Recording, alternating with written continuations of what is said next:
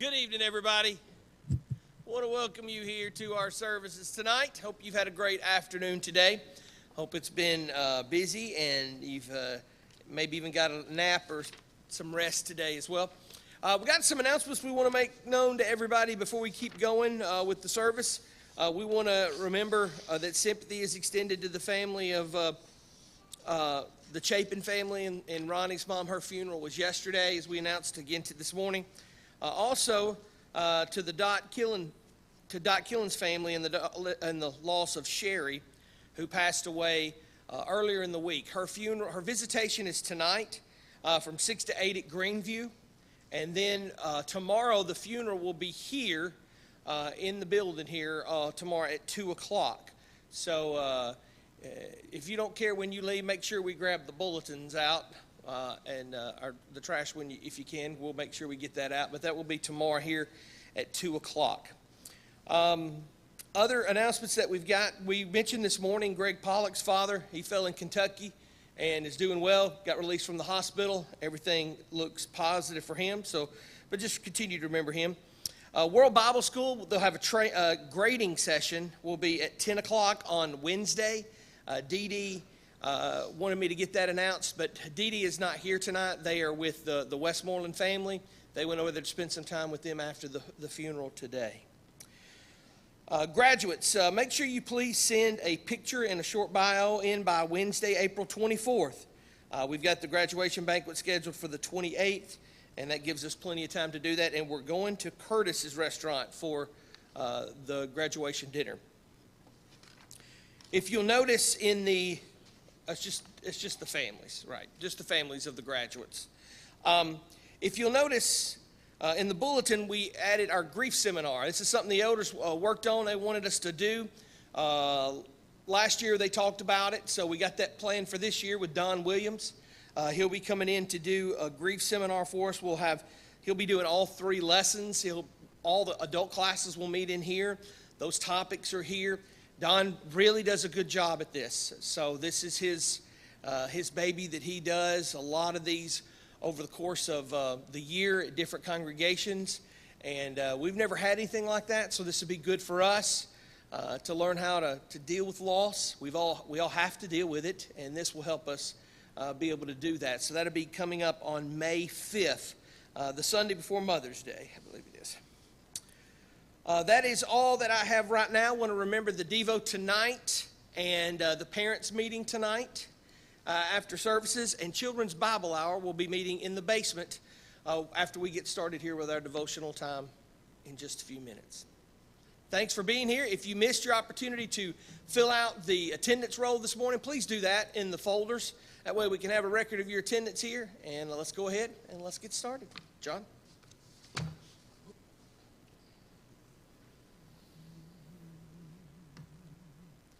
Father, we love you, we worship and adore you. Glorify thy name in all the earth. Glorify thy name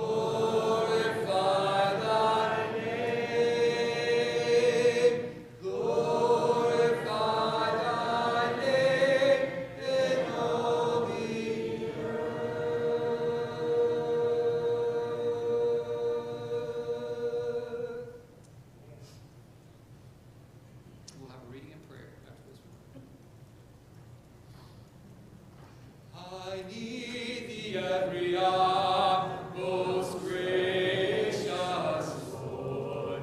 No tender voice like thine can release the Lord. I need thee, oh, I need thee. Every hour I need thee. Oh, bless me now, my Savior. I come to thee. I need thee every hour. Sing thou me revive. Temptations lose thy power when thou art nigh. I need thee, oh, I need thee. Every hour I need thee. Oh, bless me now, my Savior. I come to thee. I need thee every hour, most holy one. Oh, make me thine indeed, thou blessed Son. I need thee, oh, I need thee. Every hour I need thee. Oh, bless me now, my Savior. I come to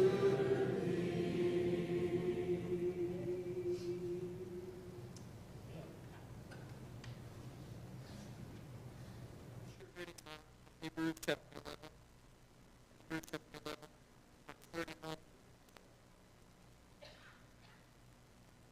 By faith, Rahab the prostitute was not there,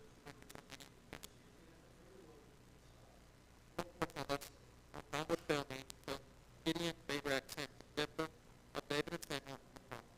Who through faith not Canaan, up the Mount Sinai, quenched the power of fire, escaped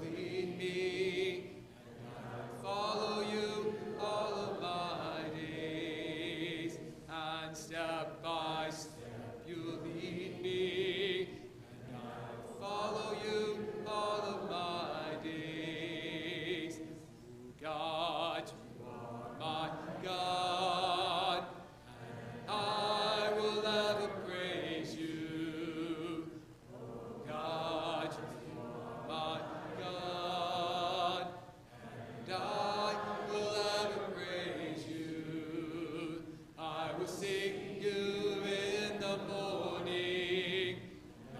Learn to walk in your ways, and step by step you'll lead me. Follow you all of my days. Oh God, you are my God, and I will ever praise you.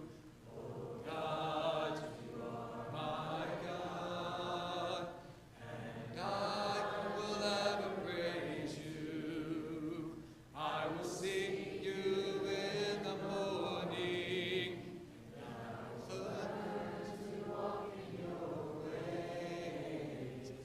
Step by step, you'll lead me, and I will follow you all of my days. Please be seated. We will dismiss Children's Bible Hour. We will dismiss Justin as he goes back. We'll dismiss Children's Bible Hour tonight, and as they go over to the to the basement, and appreciate them being able to do that. I want to turn your Bibles to Joshua chapter 2. We're going to pick up there in our study, and it's been a little while since we've been able to do this and look at Joshua. When I started out thinking we'd have more time, but we've had a lot of different things happen, a lot of different, we had the lads group, and we've had our singing, we've had other things. So we'll pick up tonight in chapter 2 in just a second. But I want to say just a quick word of appreciation. And I haven't said this in a while, but I am just so thankful that Jackie and Sonny are with us. You're just having you guys here is just such a blessing. As the kids call them, Sonny Bunny and Wacky Jackie. We're just so blessed to be able to have them. And in a couple weeks, and I'll say more about this later, but in May, Sonny is going to receive his honorary doctorate from Heritage. And that is such an honor to have, and I know he don't like the fact that it's happening, and he's looking at me with laser beams right now. But I'm just so thankful to have them in my life and for them to be here. And just when you pray, I just feel that you are really so sincere in that, and I appreciate your love and your passion for that, Sonny. I really do. Joshua chapter 2, and I thought I could do this a million different ways. But I want to start out, and I know it's lengthy, but I'm not so sure. I assume, as I look at everybody, I assume everybody knows this story. But the chances are, honestly, a lot of people don't know this story. So I just want to take the time as we start, and let's just read chapter 2 of Joshua together. And let's see what happens. Now remember, Joshua's taking control over the nation of Israel. He is the new leader. Wherever he sets his foot down, God's already given it to him. But now is where the rubber meets the road. Now is where they really have to buckle down, and Joshua has to assume this leadership role and to serve. And as they do that, the first place up for grabs is Jericho. So let's begin reading here in chapter 2. And Joshua, the son of Nun, sent 2 spies secretly from Shittim as spies, saying, "Go view the land, especially Jericho." And they went, and they came to the house of a prostitute whose name was Rahab, and lodged there. And it was told to the king of Jericho, "Behold, men of Israel have come here tonight to search out the land." Then the king of Jericho sent to Rahab, saying, "Bring out the men who have come to you and who have entered your house, for they have come to search out all the land." But the woman had taken the 2 men and hidden them. And she said, "True, the men came to me, but I did not know where they were from, and from what gate they were about, and when the gate was about to be closed at dark, the men went out, and I do not know where the men went. Pursue them quickly, for you will overtake them." But she had brought them up to the roof and hid them in the stalks of flax that she had laid in order on the roof. So the men pursued after them on the way to the Jordan, as far as the fords. And the gate was shut as soon as the pursuers had gone out. Before the men lay down, she came up to them on the roof and said to the men, "I know that the Lord has given you the land, and that the fear of you has fallen upon us, and that all the inhabitants of the land melt away before you. For we have heard how the Lord dried up the water of the Red Sea before you came out of Egypt, and what you did to the two kings of the Amorites who were beyond the Jordan, to Sihon and to Og, whom you devoted to destruction. And as soon as we heard it, our hearts melted, and there was no spirit left in any man because of you. For the Lord your God, he is God in the heavens above and on the earth beneath. Now then, please, swear to me by the Lord that as I have dealt kindly with you, you also will deal kindly with my father's house, and give me a sure sign that you may save alive my mother, my father, my brothers and sister, and all who belong to them, and deliver our lives from death." And the men said to her, "Our life for yours even to death. If you do not tell this business of ours, then when the Lord gives us the land, we will deal kindly and faithfully with you." Then she let them down by a rope through the window, for her house was built into the city wall, so that she lived in the wall. And she said to them, "Go into the hills, or the pursuers will encounter you, and hide there 3 days until the pursuers have returned. Then afterward you may go your way." The men said to her, "We will be guiltless with the respect to this oath of yours that you have made us swear. Behold, when we come into your land, you shall tie this scarlet cord in the window through which you let us down. And you shall gather into your house your father, your mother, your brothers, and all your father's household. Then if anyone goes out of the doors of your house into the street, his blood shall be on his own head, and we shall be guiltless.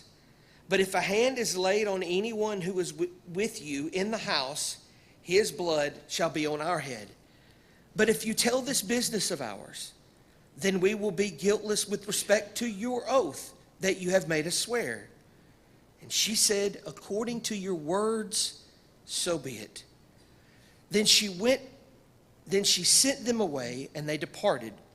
And she tied the scarlet cord in the window.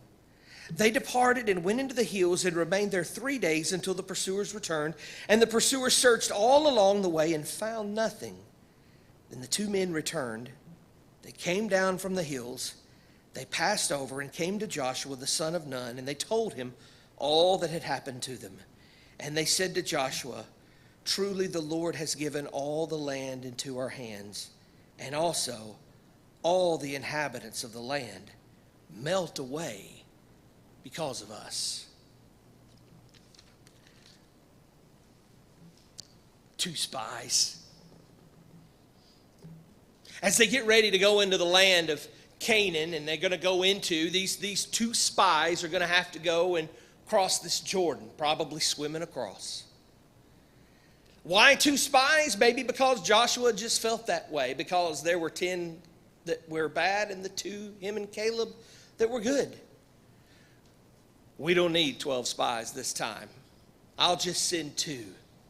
Probably 2 men that he trusted very, very much. 2 men that he knew would not be afraid so easily, that would not be swayed by fear. And these 2 men, as they go into the city, they go to this one place, to the house of Rahab. And the Bible is very clear what either her occupation is or what her occupation was, and that had just stuck with her. There's a lot of stuff out there that you can read about this woman, about how that she was a prostitute. Maybe that she had turned away from her ways of being a prostitute and was now trying to turn her life around. I found it really interesting that when she hid them in the stalks of flax in verse 6. And you'll take a note there and you can go to Hosea chapter 2, verse 5. And that is how they paid the prostitutes, with these stalks of flax. Maybe this was her stash of money, so to speak, that she had been keeping, that she had used. And even in my younger days, I always said that I figured Rahab's house was like Miss Kitty's place in Gunsmoke. You know, that there was a lot of people that had been around her house. Or else why? Why would the king of Jericho go to Rahab? The king of Jericho hears that there are these two spies that have came into the land, came in to spy out, and he's very intrigued. And the first place he sends his servants is not go to the gate and watch, go to the marketplace and see if you can find them, or go into the city capital and see if you can see them. No. You go to Rahab's.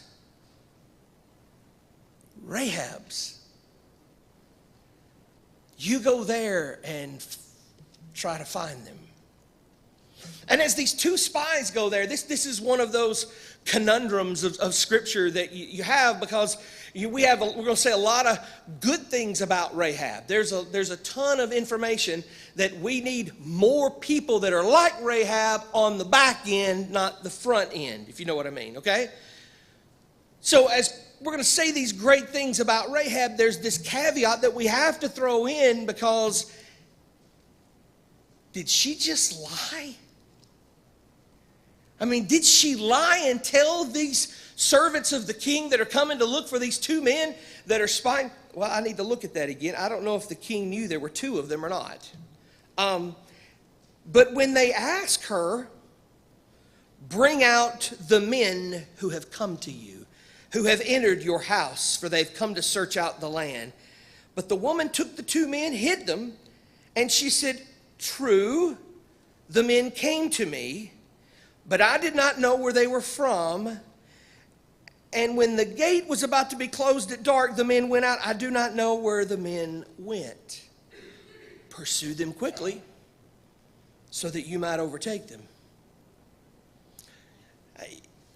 You know, it's really all in how you say things a lot of times, isn't it?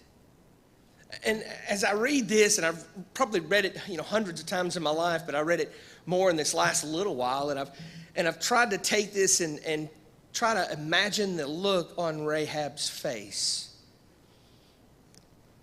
as she tried to hide the fact that the men were upstairs. She was probably a little afraid. Maybe she knew these servants really well. But when they say, bring them down, notice how the first words that she said there was, true, like she's trying to make sure she doesn't lie too much. True, they did come. Now, as for where they're from, she knew somewhat of where they were from. She knew they were from the nation of Israel. But maybe in her mind, she's thinking, I don't know exactly where their house was. I don't know where they were from exactly. I know they're from that group of people. But as for where they're from, I don't know how they got here. And for where they've gone, they were going to shut the gates, and this is bold. They went through the gates and they left. And then notice what she does. Hurry along, go catch them. You move on out, maybe you can overtake them if you hurry. And she knew that when the gates shut that night, that they would be shut all night. And they wouldn't open again till the next morning. So she was buying time for her newfound friends that she had. As she goes up there probably, and you can see this played out in a movie in your mind. As she goes up and she removes the stalks of flax, and the two men rise up. I'm not sure if they were privy to the conversation, if they could hear. I don't suppose the house was too big, although it is important to note that we'll get to this later when we get to chapter 6, but it is very clear that their house, that Rahab's house, was inside of the city wall. Now, you can do this. you can go look up excavations of the city of Jericho. You can find these places. I have images, I have videos that I've seen that online that I know of that are legitimate, and they have found remnants of this city where it's suggested that they have these, the city went up, we know they had the walls, but they had these ramparts that went up to the walls to keep the enemy out, with the city gates down below. And not only these ramparts, but the walls were up. They were really thick enough to where they were houses or rooms inside the wall as it went all the way around. And they were double-decker, of course, we know for sure, because we see she had them upstairs. So maybe even there were more than layers than that. And you can imagine if you have, I don't know, I guess our ceilings are today are about 8 feet tall, average, is that right? And maybe they were shorter in those days. But let's just say for the sake of argument that there were 8 feet tall. And then you go upstairs and there'd be another room. There's another 8 feet. Then you've got these city walls that are 16 feet tall. If probably much taller than that. And she tells them, we have heard who you are. We know that the Lord has given you the land. We know that the Lord is God above and on earth. And we know what you did when you crossed the Red Sea. What God did for you.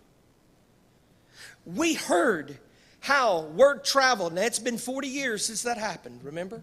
They wandered around in the wilderness. We heard how you defeated the Amorites, the Amorites were a known wicked people and a big army. We heard how you defeated those armies of Shion and Og. And when we heard it, there was not a man in the city that wasn't afraid that their hearts didn't melt. Because when we heard all of these things, you can imagine, maybe they're all at Rahab's place. And as they're all at Rahab's place, maybe having a meal, maybe having some drinks, maybe talking. See how that Miss Kitty's thing keeps going in my head. As they're all gathered around there, did you hear what happened with that nation that the Egyptians had as slaves? No, what happened? They left. And the Egyptians were just throwing money. In fact, Pharaoh even died. How did Pharaoh die? Well, he died because he was drowned in the water when the Red Sea... Hold up, you're telling me the Red Sea parted? Yeah, you heard how they defeated the Amorites. Yeah, I heard that. I heard how that happened. That was, man, I sure hope they're not coming our way. Well, that's the thing. We're on their land. God gave them this place. They're coming here. And you can imagine how all of the men were like, well, there's no sense in trying to fight that if Shion and Og didn't fare too well. If Pharaoh, the Egyptians, if they didn't fare too well, you can see how they were really afraid. So she makes them make this vow. Deal kindly with me since I have dealt kindly with you. You spare me since I spared you. When you come, and I know you're going to come. Now, I think that's neat. We don't have any stories that take place that we read of the two spies telling Rahab what they're going to do.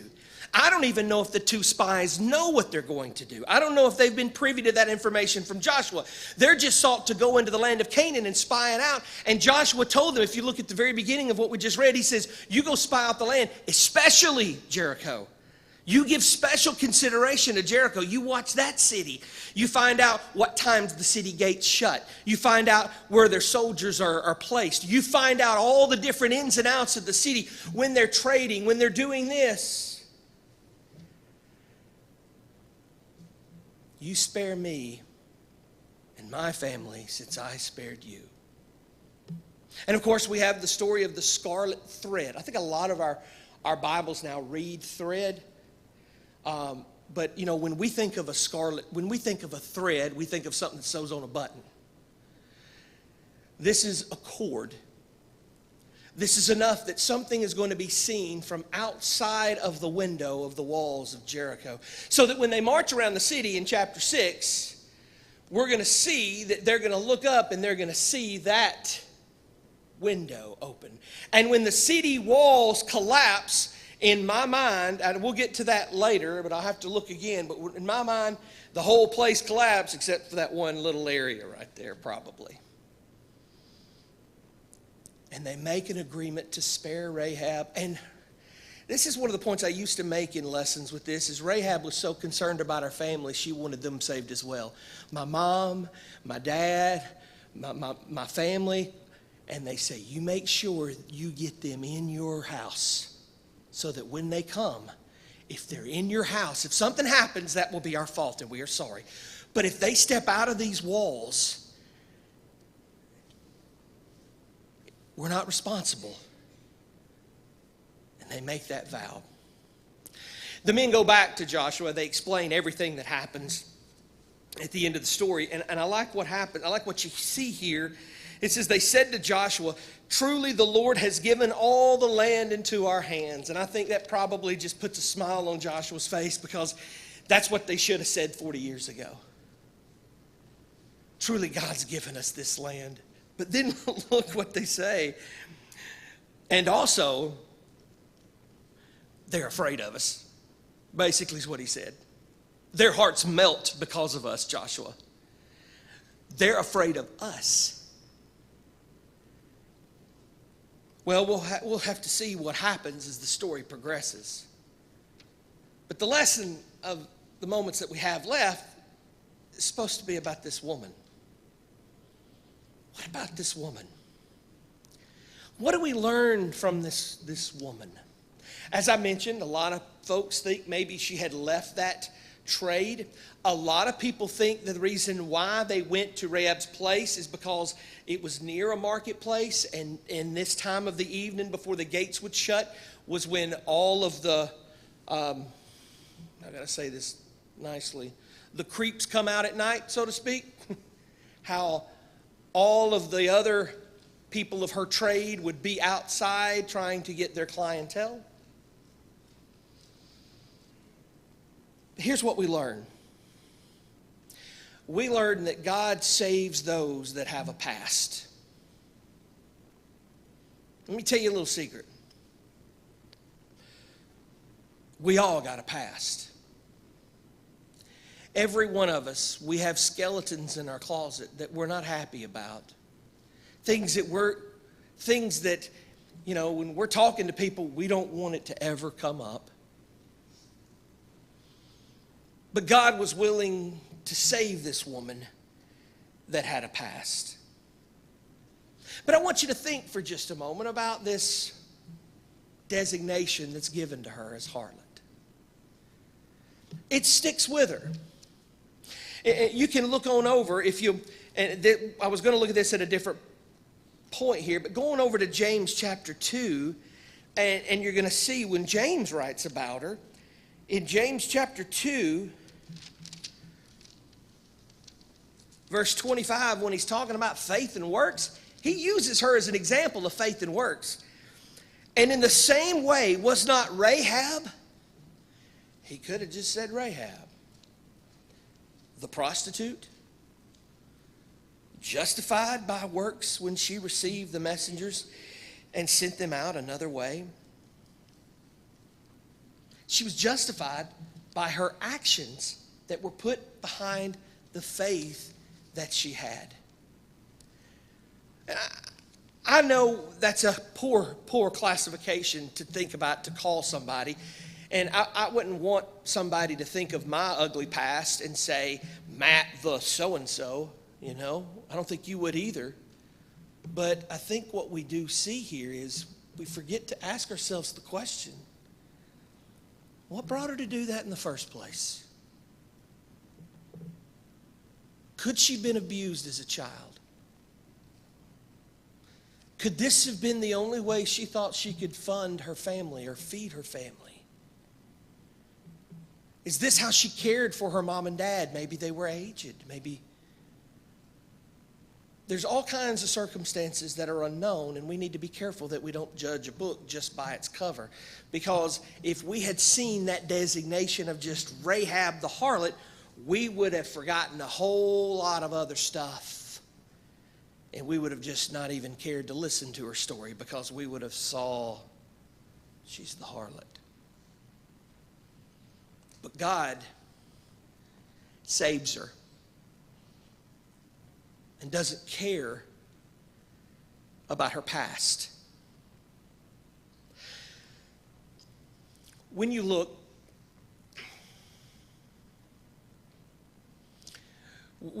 at Hebrews, the text that Carter read a few minutes ago, it gives us by faith that she was able to do that. By faith, this is what happened. By faith, she did this, that God used her even in the midst of her past. And then I want you to think for a minute, what about the shame she probably had going along with that in her own life of knowing that?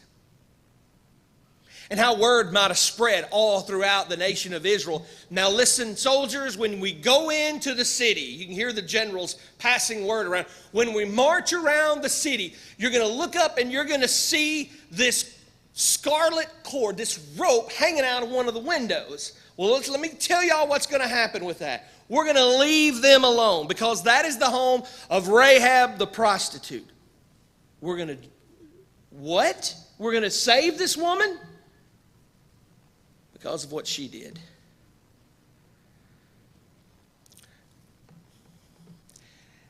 I wrote down a quote that Brother Aubrey Johnson had last week at the elders meeting at Mars Hill, that he did, the elders seminar that he did.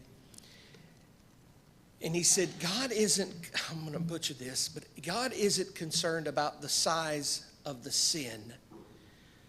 He's concerned about the size of the heart of courage that comes back. And it's something to that. And I wrote that down thinking, that is really important for us to hear. Doesn't matter what we've done. God can change us no matter what we've done. God saves those with the past. But let me show you this. Number 2, God uses people that have a past as well. He uses them.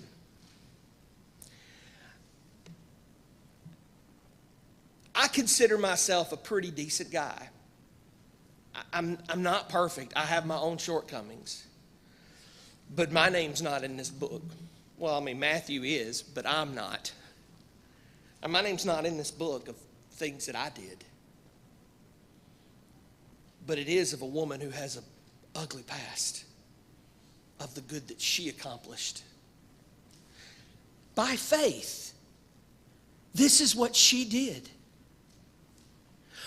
When James is trying to point out to us the difference between what it means to believe and to act, to have faith and works, he uses Abraham and Rahab.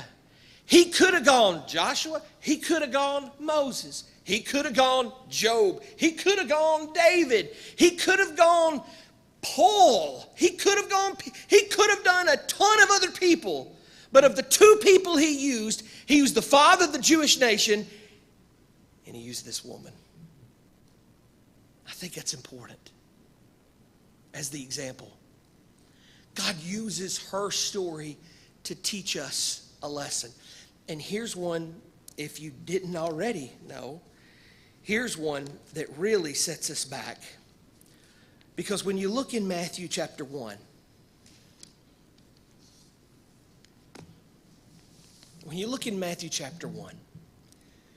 we have a list of the generations of Jesus. Now, why is that important? It's important because it tells us that Jesus did come from the lineage of what they prophesied that he would come from. He come from the tribe of Judah. He come from the lineage of David, King David. He came from the lineage of Abraham when Abraham had that promise. And he came all the way from Noah. and goes back to Adam. But when you look at Matthew's gospel, he begins with Abraham. The book of the genealogy of Jesus Christ, the son of David, the son of Abraham. Abraham was the father of Isaac, and Isaac the father of Jacob, and Jacob the father of Judah and his brothers, and Judah the father of Perez, and Zerah by Tamar, who was also had some prostitute issues of herself, and Perez the father of Hezron, and Hezron the father of Ram, Ram the father of Amminadab, Amminadab the father of Nahshon. And if the kids were in there, some of the kids were in here, they would be able to tell us these names without us. The father of Nahshon, Nahshon the father of Salmon, and Salmon the father of Boaz. Now let's pause, don't read anymore just yet, but when you look, Boaz and Ruth. We know Ruth, we know the story of Ruth. Boaz and Ruth, and they had a son named Obed, and Obed had a son named Jesse. And Jesse, he had a lot of sons, but there's only one that we're really concerned with. The run of Jesse's family became king of Israel named David. But notice what's listed there as we give the definition of who this is with Boaz. Salmon, the father of Boaz, by Rahab. Rahab. Rahab the prostitute is in the lineage of Jesus Christ. Without her in that lineage, we don't have David. David has the genes. Let's see if we get this right. So David's grandfather was Obed. His great-grandfather was Jesse. And his great-grandmother was Rahab the harlot. Is that right? Rahab the harlot in the lineage of Christ. So here's the three things you need to know as we move on, okay? Because I don't have a clock, and my phone is over there, and my watch is dead. It could be 8:30, and I not know it right now. But here's what I want us to know. As we go back to this story here in Joshua, when we think of Rahab, God saves those with the past. God uses those of us that have a past, which means us. And then finally, God redefines us with a past. And you wonder how long it took before people stopped calling her Rahab the prostitute, and maybe they called her the great-grandmother of King David. This is an incredible story. A story of redemption, a story of salvation, a story of conquering, not just the city, but conquering the heart of this woman and her willingness to give of herself, to step out in faith for the sake of saving her family.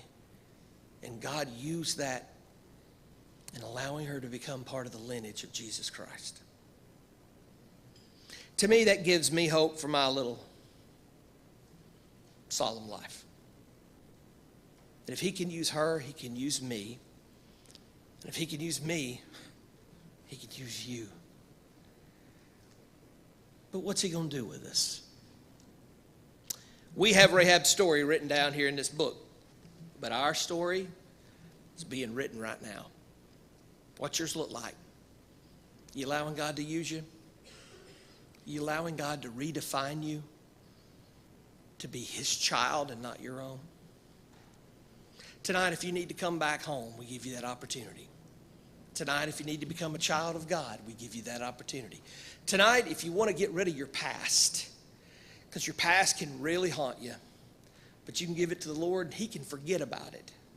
And I know I may be able to remember it, and others may be able to remember our past, but our Lord chooses not to remember it. He chooses to focus on what we can do and not what we have done. So whatever your need is, do what you need to do tonight as we stand and sing. Wash away my sin, nothing but the blood of Jesus. What can make me whole again? Nothing but the blood of Jesus. Oh, precious is the flow that makes me white as snow. No other fount I know, nothing but the blood of Jesus. For my pardon this I see, nothing but the blood of Jesus. For my cleansing this I plead, nothing but the blood of Jesus. Oh, precious is the flow that makes me white as snow. No other fount I know, nothing but the blood of Jesus.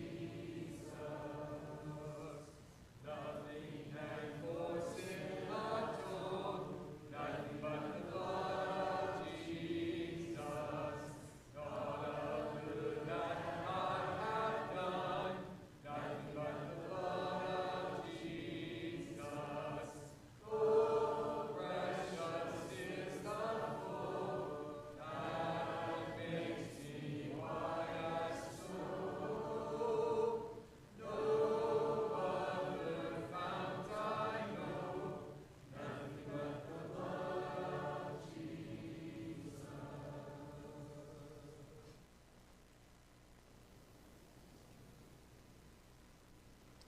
We do have the Lord's Supper prepared in classroom number 2 for those that might have missed the opportunity to partake of it this morning. And you may exit this time and it'll be served to you. Our closing song, Abide With Me.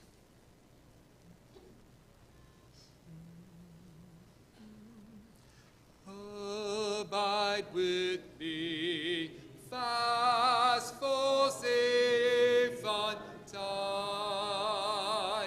The darkness deepens, Lord, with me abide. When other helpers fail and comforts flee, help of the helpless soul, abide with me. Hold thou thy cross before my closing eyes.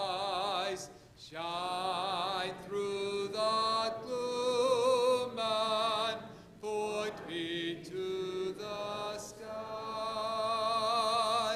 As morning breaks and earth's faint shadows flee, in life, in death, O Lord, abide with me.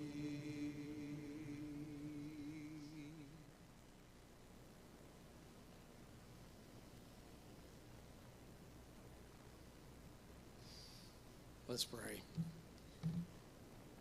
Father, as we finish up here tonight, we just want to come before you and thank you again for truly blessing us. We look around us, especially this weekend, and we see the power of your glory and in the growth and after the rain, and we just look outside and see all that you've done for us, and just thank you for giving us the plan of salvation, and remembering that with the story of Rahab, and that each of us has a purpose. Each of us does have a past, but you're using us.